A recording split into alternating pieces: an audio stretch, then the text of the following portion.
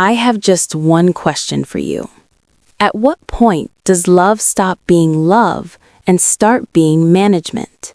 And how long would you keep giving to someone who never once asked if you were okay? This is the story of Lily. The hospital corridor smelled of antiseptic and old coffee, and Lily Cole had been sitting in it for 3 hours. She hadn't taken off her work blazer. She hadn't eaten. The plastic chair was cutting into the back of her thighs, and she didn't care, because caring about small physical discomforts required a kind of energy she had quietly run out of somewhere around the second hour. She was 32 years old, and she was exhausted in a way that sleep could not fix. A nurse came down the corridor and slowed when she spotted Lily, still, upright, hands folded in her lap like a woman waiting for a verdict. "Mrs. Cole?" the nurse said, her voice softened in the way that nurses learn to soften things. "Your mother-in-law is stable. She'll need surgery in the morning. The surgeon's fee needs to be confirmed tonight. It's non-refundable once the slot is booked." Lily nodded. She pulled out her phone and opened the message that had been sitting there for 2 hours from Daniel. It read, "Lily, please, I don't have it. You know I don't have it.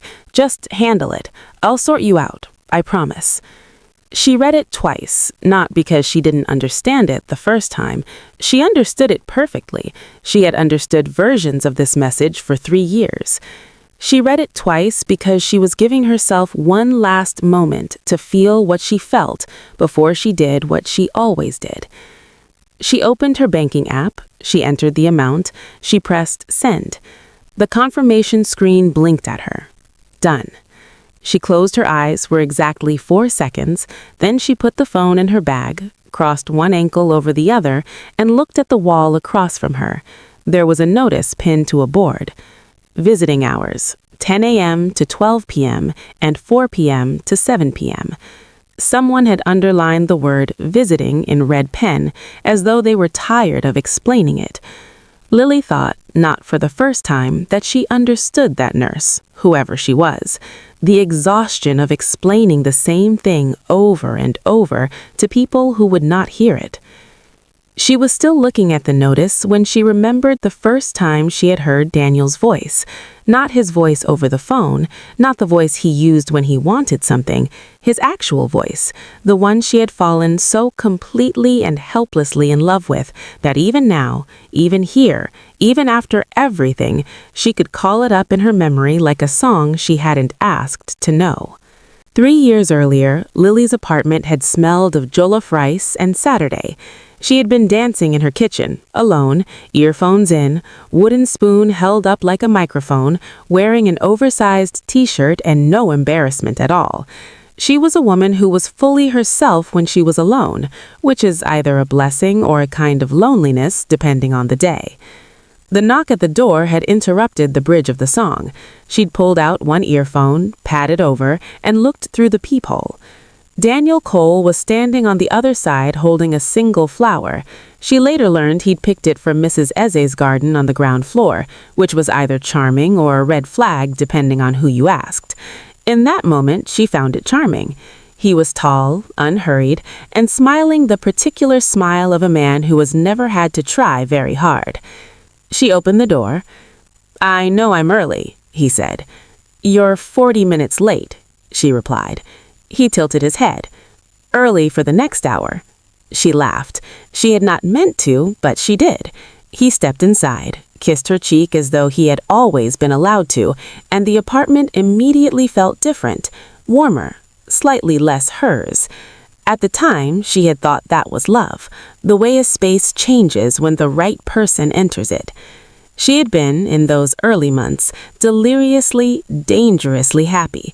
The kind of happy that makes you generous because you're overflowing, because the joy has to go somewhere, because love makes giving feel like its own reward.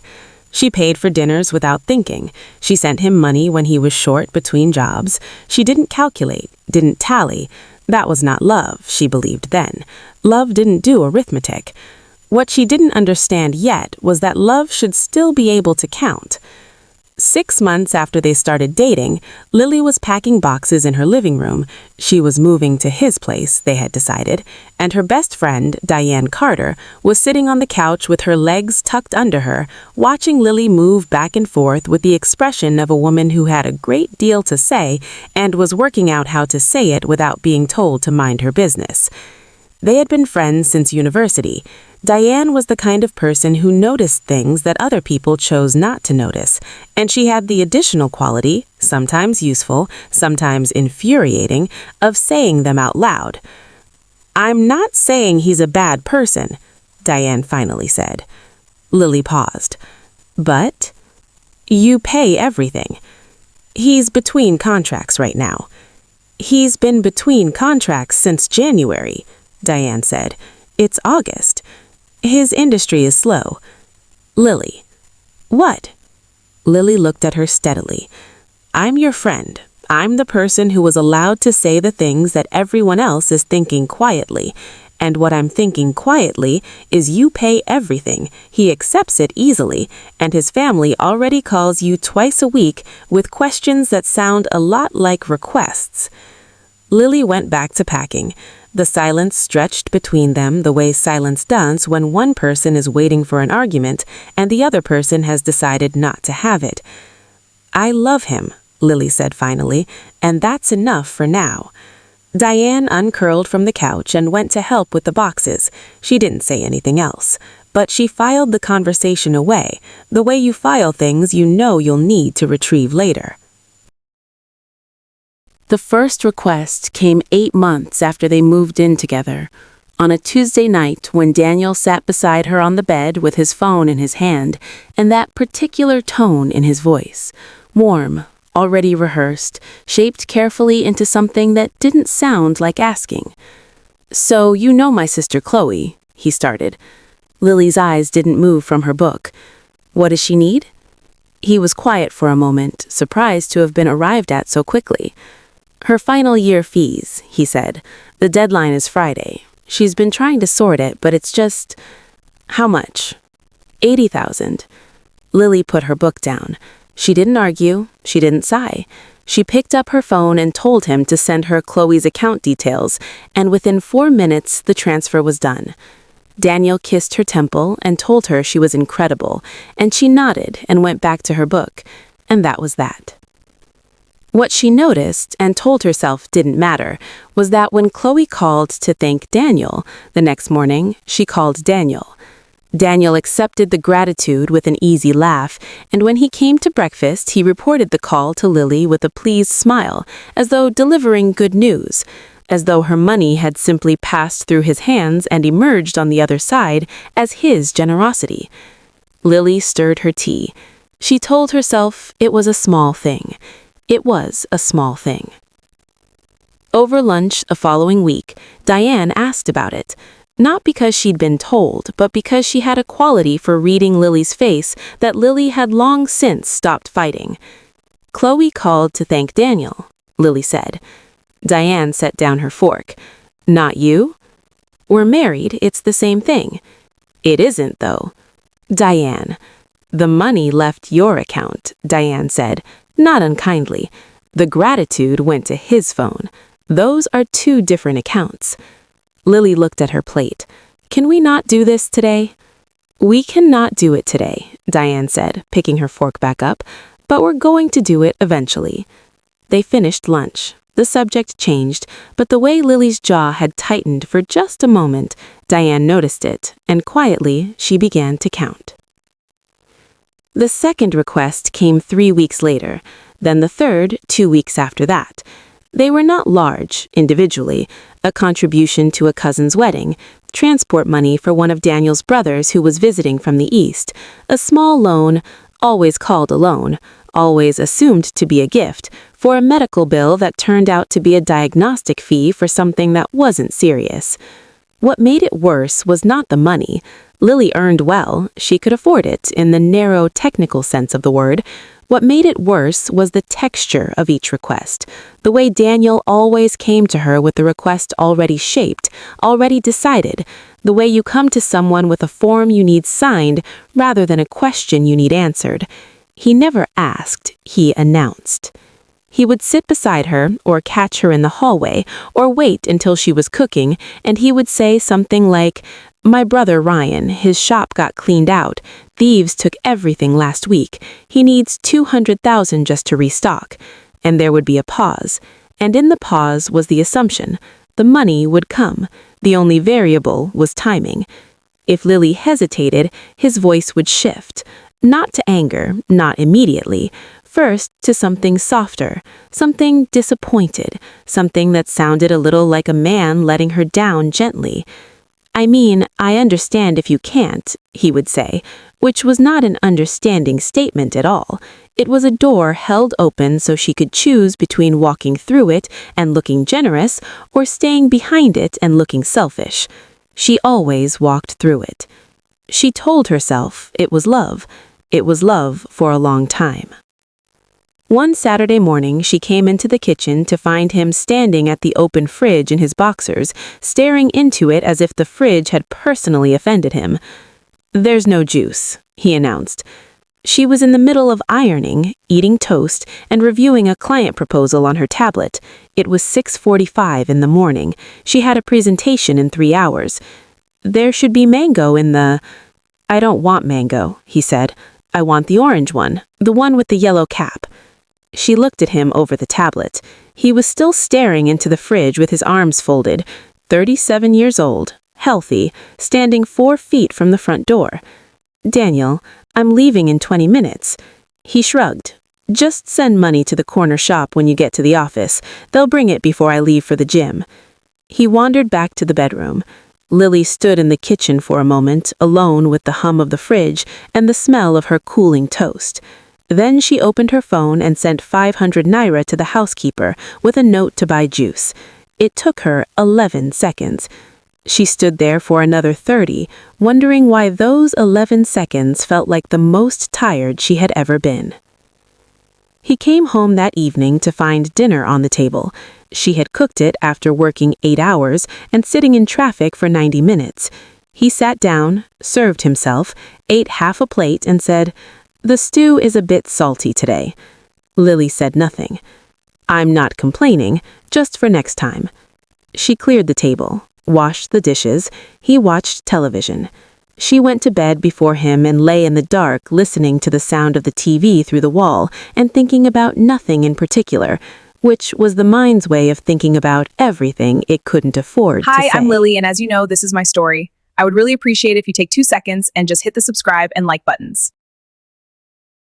The family visit happened on a Sunday in February, and it was, in its own particular way, the most educational afternoon Lily had experienced in years.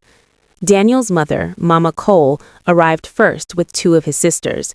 The brothers followed an hour later. The apartment filled quickly with noise and warmth and the particular energy of a large family that was very comfortable with someone else's space.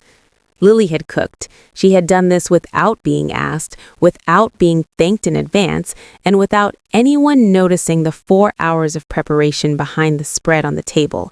She had also cleaned the apartment that morning, arranged chairs from the storage room, and sent Daniel out twice, once for drinks and once for more groundnuts, because he had forgotten them despite her written list. He came back both times cheerful and slightly late and full of apologies that he delivered charmingly and that somehow became part of the general warmth of the gathering rather than an inconvenience. This was a gift Daniel had, the ability to make his failures feel like features. At the table, Mama Cole had reached across and squeezed Lily's hand, her face creased with genuine warmth. "Lily, you have made our son so happy. This food, this home, you take such good care of him." The siblings nodded and echoed. Daniel put his arm around Lily's shoulder and said with easy pride, "She takes care of all of us." The room laughed. Lily smiled. It was a good smile. She had practiced it for years. She deployed it now while her mind observed the room with the quiet detachment of someone standing slightly outside their own life. She noticed that Daniel's eldest brother, Ryan, the one whose shop had been robbed, the one she had sent 200,000 to 4 months ago, was wearing a phone she recognized as newer and more expensive than her own. She noticed that Chloe, whose school fee she had paid, referred to the payment as something Daniel had sorted out. She noticed that no one in the room, in 3 years of Sunday visits and emergency transfers and wedding contributions, had ever once asked Lily how she was doing in a way that actually wanted an answer. She noticed all of this and smiled and poured more drinks and took the empty plates to the kitchen, and when she was alone among the dishes for a moment, she stood at the sink with the water running and breathed slowly and told herself it was fine. It was fine. It was fine.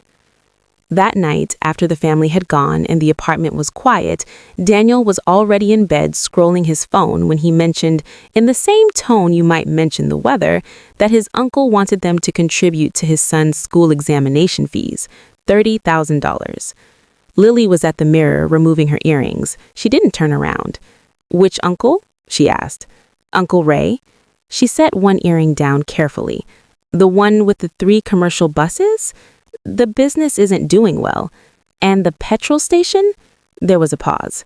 "Lily, she's just asking," she said quietly, "because when I agreed to help with family things, I was thinking about emergencies. I wasn't thinking about a man who owns more assets than I do asking us to pay for his child's exam fees." Daniel's voice hardened at the edges. "So because he has something, we can't help? That's not how family works." "I know how family works. I just want us to agree on which family we're talking about." She got into bed and turned off her light. Daniel stayed on his phone for another 20 minutes, and she heard the quiet click and tap of him typing a message, and she knew without looking that it was to one of his brothers, probably something reassuring, something that began with, "Don't worry," or "Give it a few days." She had become a problem to be managed between them. She was still awake when he finally put his phone down and fell asleep with remarkable ease. She watched the ceiling and thought about the fact that she had never once, in 3 years of marriage, seen Daniel lie awake at night. She had begun to understand that this was not a coincidence. She tried twice to say no. The first time was in March when Daniel's brother needed money for a burst pipe at a rental property. Daniel came to her in the kitchen while she was making dinner, and he did the thing he always did, the softened voice, the careful framing, the way he made the request sound like a shared decision they were making together rather than an instruction being delivered. "I can't do it this month," Lily said, not turning from the stove. There was a silence. "Lily." "I can't, Daniel. The rent is due, I've got the car service, and I sent money for your mother's prescription last week." He was quiet for a long moment. Then he said very calmly, "Fine, I'll tell him we can't help, that my wife said no." He said it simply, without visible anger, which was somehow worse. There was no heat in it, just the information delivered precisely where it would do the most damage. She served the food and they ate dinner in a silence that had texture to it, that had shape and weight. After, she washed the dishes and he thanked her for dinner in the normal way, and they watched television together, and when she went to bed, she opened her banking app and stared at the transfer screen for a long time. She closed the app. She opened it again. She sent the money. In the morning, Daniel came to breakfast with no reference to any of it, his face clean and easy, and she realized that for him, the conversation was already over. The system had resumed. The second time, she almost held the line for a full week. Daniel's cousin needed money for a hospital deposit, not surgery, just tests, the kind of tests that cost a reasonable amount and that the cousin's husband was employed and could theoretically manage with some planning. Lily said no on Monday, said no again on Wednesday when Daniel brought it up a second time, gently, in bed, in the dark, when she was tired. She said no on Thursday when Mama Cole called, which she had not expected. She hadn't known Daniel had recruited his mother. The older woman's voice was warm and sad and said things like, "I know you've done so much," and "just this once," and "you are the pillar of this family." And Lily sat in her office chair staring at the wall of her office with the phone pressed to her ear and said, "I'll see what I can do." She sent the money on Friday. She cried in the bathroom afterwards, not loudly, not dramatically, just a few minutes of sitting on the edge of the bathtub with her face in her hands while the sound of Daniel's television came through the wall. Then she washed her face, put on her moisturizer, and came out and made tea, and nobody knew. Diane knew. She always knew, the way that certain friends know because they have been watching you closely and long enough to read the changes in your face the way you read weather. They were in Diane's car, stuck in the particular cruelty of Lagos traffic, and Diane had been quiet for a while in the deliberate way of someone choosing their moment. "I ran into Ryan last month, at the market." Lily turned to look at her. He was laughing with some friends. He had a new phone, the one with the curved screen, you know the one. And he said something that I've been sitting with ever since. She paused. He said, "Daniel's wife keeps things moving." The car in front of them inched forward.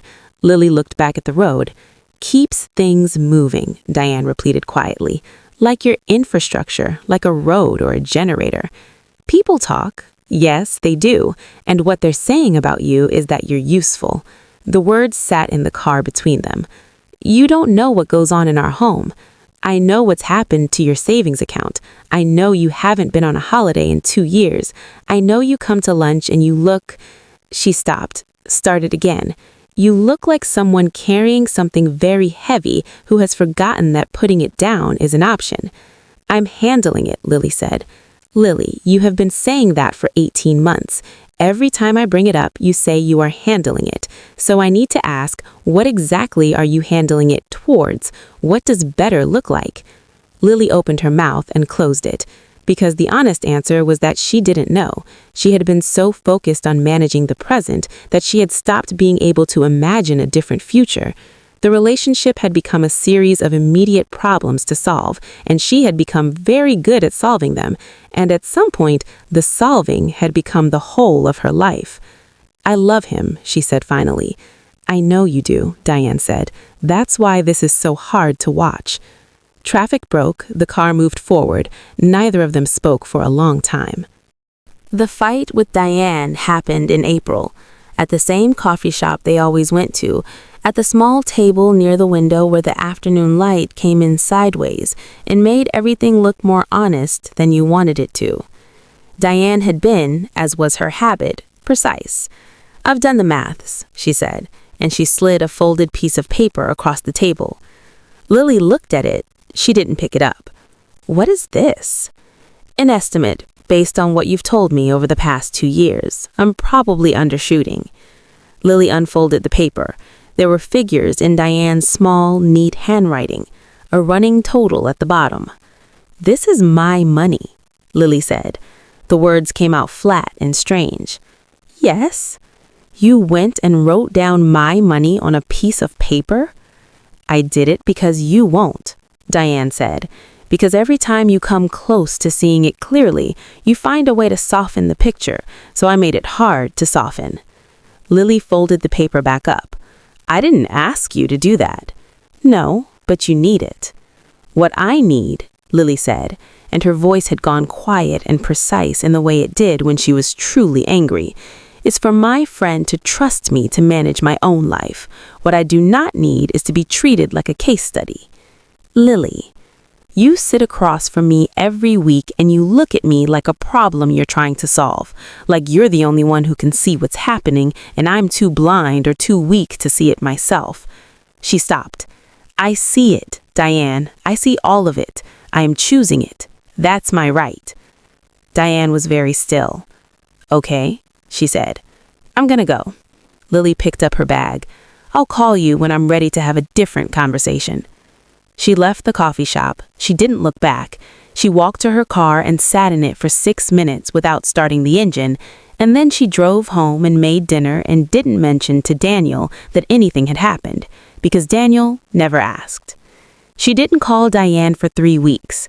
Diane didn't call her either, because she understood that some people need to find their way to the truth themselves, and that calling too early only pushes them further from it.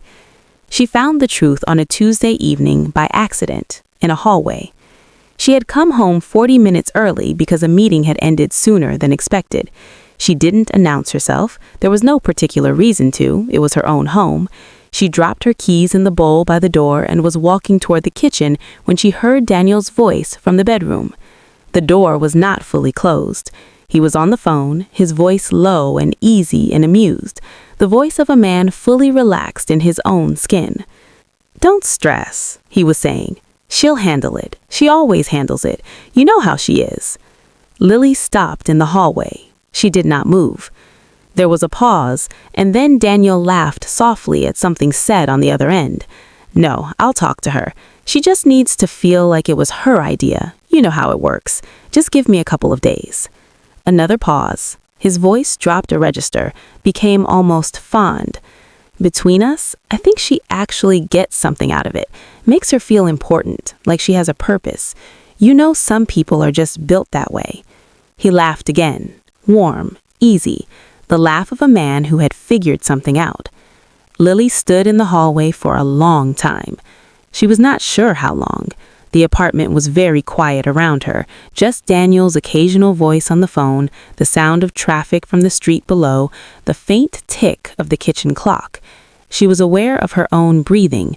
She was aware of the feeling she kept trying to name and couldn't, because she had never had it before. This specific flavor of clarity, cold and final, the feeling of a last piece of glass falling into place. When Daniel emerged from the bedroom 10 minutes later, she was sitting at the dining table with her hands folded. He stopped when he saw her.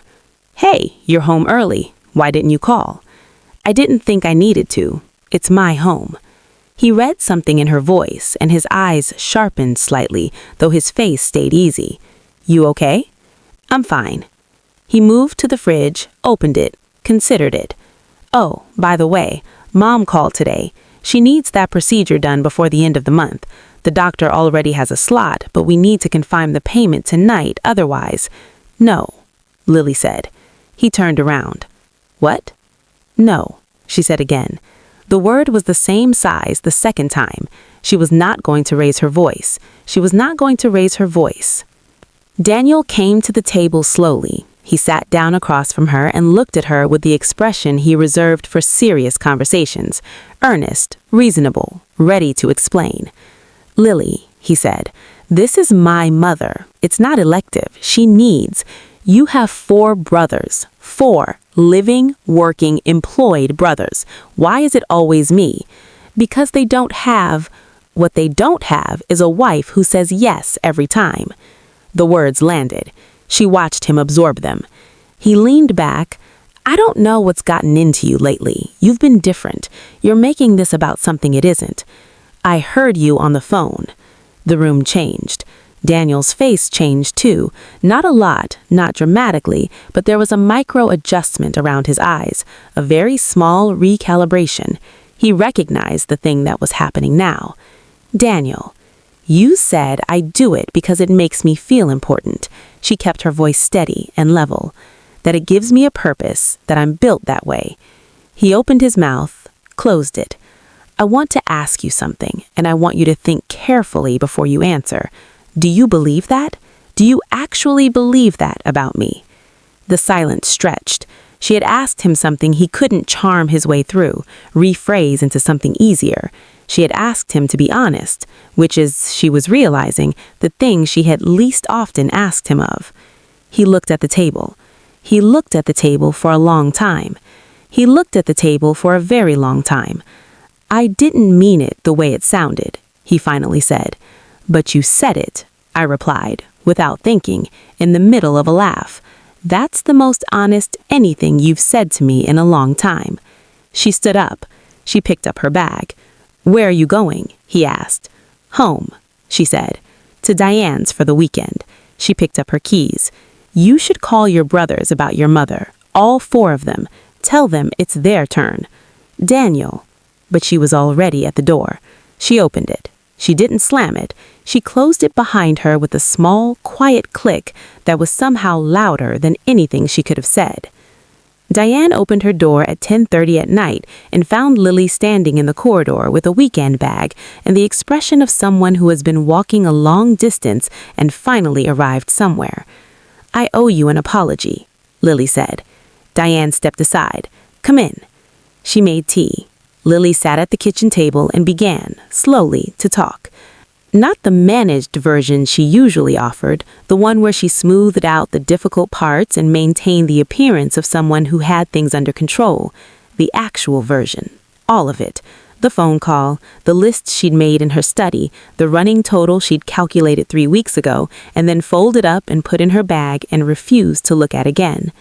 4.7 million in 2.5 years. I counted it last month, and then I put it away because I couldn't. I didn't want to be the person who counted. Diane put a mug in front of her and sat down.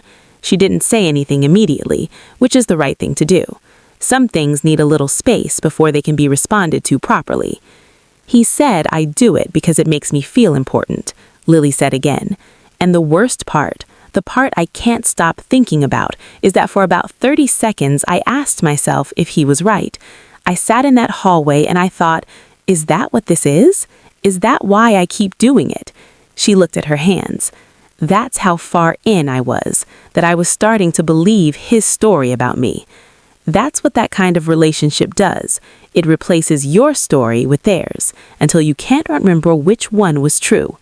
I loved him, Lily said. She said it in the past tense without meaning to, and then heard herself and didn't correct it. I know. I really, genuinely loved him. I know that too. Diane reached across the table. That's why it cost you so much. They sat in the kitchen for another hour. Outside, the city was doing what Lagos does at night, never quite sleeping, just shifting registers, the noise changing pitch rather than stopping. Somewhere below, a generator started up. Somewhere else, someone was playing Fela at a volume that suggested a decision had been made about the evening. Lily drank her tea. She wasn't crying. She thought she might later, but not yet. For now, she was just present in her friend's kitchen in the ordinary warmth of it, and that was enough. She went back to the hospital the next morning, alone, and sat with Mama Cole before the surgery. She wanted to, not out of duty, not out of habit, but because the older woman was genuinely frightened and genuinely ill, and none of that was something Lily had stopped caring about.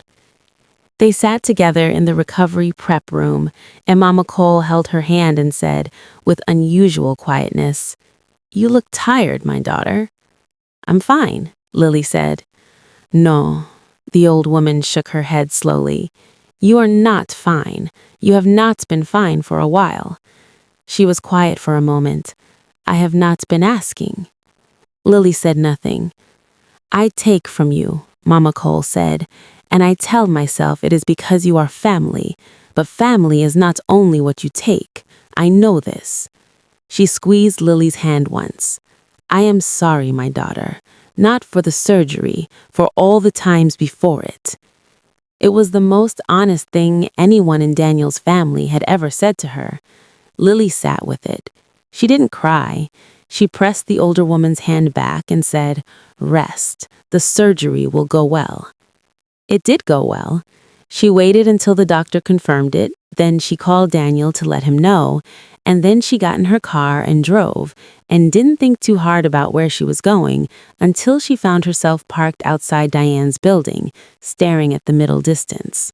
She called her lawyer that afternoon, not out of anger, out of clarity. She closed the joint account 2 days later. She redirected her salary. She instructed her bank to reverse any standing orders that bore Daniel's family's names. The first week, Daniel texted, long messages, then short ones. He oscillated between wounded and reasonable in a way that was familiar. She had seen this cycle before, though never turned fully toward her. The second week, she heard through Diane that there was confusion in the Cole family. Chloe had called Daniel about her apartment rent. Ryan needed money. The cousin whose hospital test Lily had funded called looking for someone to cover a follow-up appointment. Daniel's brothers, for the first time, were being asked directly for things instead of being shielded by the quiet system that had been running on Lily's salary. The truth was surfacing, not because anyone had announced it, but because its absence was now visible. She heard later that Ryan had confronted Daniel about it, had asked where the money had gone, had spoken with a frustration that revealed, without intending to, that he had always known it was Lily's money and had simply never thought this was a problem worth raising. She heard that Daniel had sat with this for a while without knowing what to say. He came to see her at the apartment she had taken, small, clean, with good light, and a kitchen she was slowly making her own. She opened the door and leaned against the frame and looked at him. He looked different. Not broken exactly, but the ease was gone, that particular, specific ease she had loved and resented and finally recognized for what it was, the ease of a man who has never had to hold the weight because someone else was always holding it. "I didn't realize," he said. "I know that sounds—" He stopped, started again. "I understood logically that you were contributing, but I didn't feel the size of it. I didn't let myself feel it because—" Another pause. "Because if I felt it, I'd have to do something about it, and it was easier not to." Lily looked at him for a long moment. "That's the most honest thing you've said to me in 3 years," she said. His face moved, not quite breaking, but approaching it. "I'm sorry, Lily." "I know," she said. "I believe you." "So, that's not the same as it being enough," she said gently. "You understand that." He nodded, slowly. "The lawyers have the paperwork. It doesn't have to be ugly. I don't want it to be ugly. I want it to be honest, and then I want it to be done." He stood there for another moment as though there was something else to say, and then he seemed to understand that there wasn't. He nodded again. He turned and went back down the stairs, and she stood in the doorway until he reached the bottom and turned out of sight. Then she closed the door. She stood in the hallway of her own apartment, in the quiet, in the light. She thought about everything it had cost her to be here. The money, yes, but more than that. The years, the slow erosion, the conversation she had had with herself at 3 a.m, persuading herself that fine was the same as good. Then she went to the kitchen and put the kettle on. 3 months later, Lily was dancing in her kitchen again. Not performing it, not reaching for it, just doing it.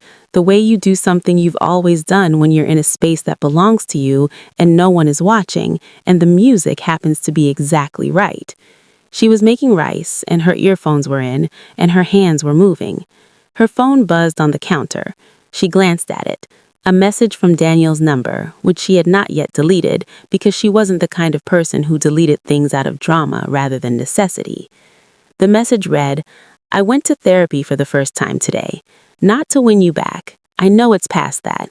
Just because I needed to understand why I became someone who could use love as a resource and call it partnership. I'm sorry, Lily. You deserved better from the beginning." She read it twice. She set the phone back down on the counter. She stirred the rice. She thought about the question she had asked Diane months ago, whether it was strange that she wasn't crying, and Diane had said, "I think you've been crying for years, just quietly." She thought this was probably true. She didn't reply to the message, not because she was cold and not because she was angry. She had moved mostly past anger, which had surprised her. She had expected anger to be the dominant note, and it turned out that what was underneath it was just sadness. And she had a room for sadness. She could hold it without it holding her. She didn't reply to the message because the message didn't require a reply. It was his work to do, not hers to receive on his timeline. The rice smelled good. The light through the kitchen window was gold and late in the day, the particular afternoon light she had chosen this apartment for. She met Diane for coffee the following Saturday at the same table by the window where they had fought, which felt like the right place to close the circle. Diane asked how she was, with the real inflection, not the polite version, the actual question. "Good," Lily said. "Actually good. Not managing good, not coping good, just good." Diane smiled, a real one, the kind she reserved for the things she had been hoping to see for a long time. "And the apartment? I put up a shelf last weekend, by myself, with a drill I bought with my own money. That's a flex. It is absolutely a flex." They laughed. Clean, easy laughter of two women who have come through something intact and know it. Outside the coffee shop, a bus lurched past in traffic. A man on a bicycle threaded between cars. 2 children ran along the pavement chasing something invisible. Life continuing its ordinary business. "Do you miss him?" Diane asked. Lily considered this properly, the way she had learned to consider things, not flinching from the honest answer, not softening it. Sometimes, she said, the early version, the man I thought I was choosing. She turned her coffee cup in her hands. But I think I was a little in love with the idea of being enough to save something. That's its own trap. You were enough, Diane said. You were always enough. You just chose someone who needed more than anyone could give. Lily nodded slowly. Outside, the afternoon moved forward. She thought about the hospital corridor, about the plastic chair, about the transfer screen in the 4 seconds she had closed her eyes before going back to looking at the wall. She thought about all the nights she had told herself she was managing, all the times she had absorbed what should have been redirected, all the ways she had made herself smaller to make room for his size. She thought about the dance in her kitchen, about the gold light, about the shelf she had put up herself, level and straight. She drank her coffee. She was 32 years old. She was tired in places that would take time to heal. She was also, underneath that, and growing steadily, deeply and quietly free. She had spent 3 years being the answer to everyone else's questions. She was only now beginning to ask her own. She was never the lucky one. She was the foundation, and she finally chose to build something of her own.